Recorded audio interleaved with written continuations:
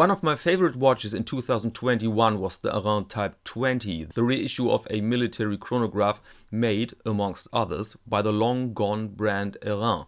The brand was revived then by Tom van Willik, that I met some months ago here in Hamburg, Germany, for some watch talk.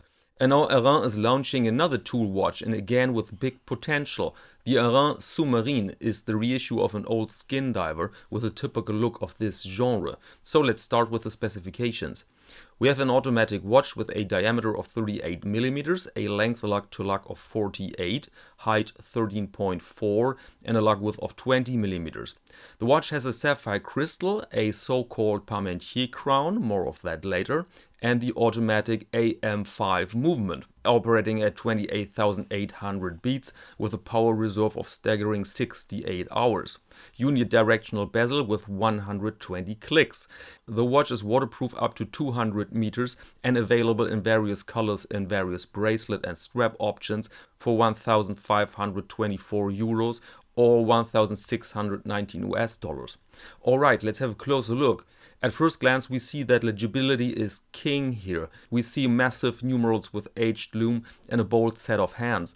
This, by the way, is the unlimited edition, these two black dials here. You have now the option lollipop second hand and this DNA string type second hand. Why is that? Well, inherited. There was an old Airain diver with that DNA. Very typical for this genre is also the brushed case with this form, very close to the original. Interesting to know is that this watch is the product of a collaboration with customers.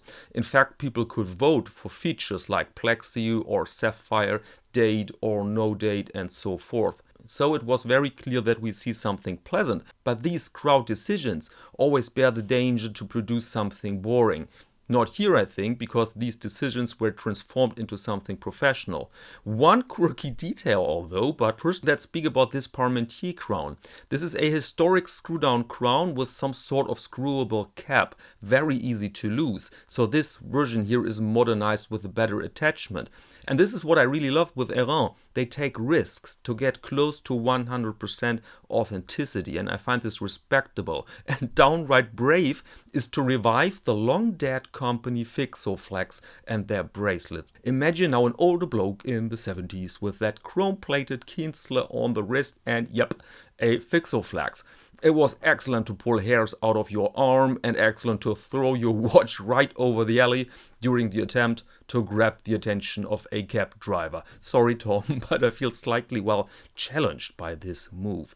Very common sense is the diver on the back. This was a favorite of voters. Pretty obvious, I think, but okay. So this was the regular edition. Now they're going to produce some other colors as limited editions. Deep blue, faded black, ocean green and tropical. Same price. I didn't find a statement about the number of limited watches. In case you know it, put it in the comments please. Next point. I've heard that people say this is a copy of the Glashütte Original CQ. I don't know if this is possible, because Airain really produced this watch in the 60s and I've never seen a Glashütte Original vintage Skindiver with that look. And now availability and price. The price is of course much higher than, let's say, a Woolbrook Skindiver automatic. But I see here the better look and better components. The AM5 movement alone, made by La Joux-Perret, is another league than Woolbrook's Miyota. So these pre-order prices are in my eyes a reasonable region, but we have to show some patience here. The Airain Sous-Marine will be available in October 2023. Let me know if you like to see a full review with a prototype, then I'll ask Tom.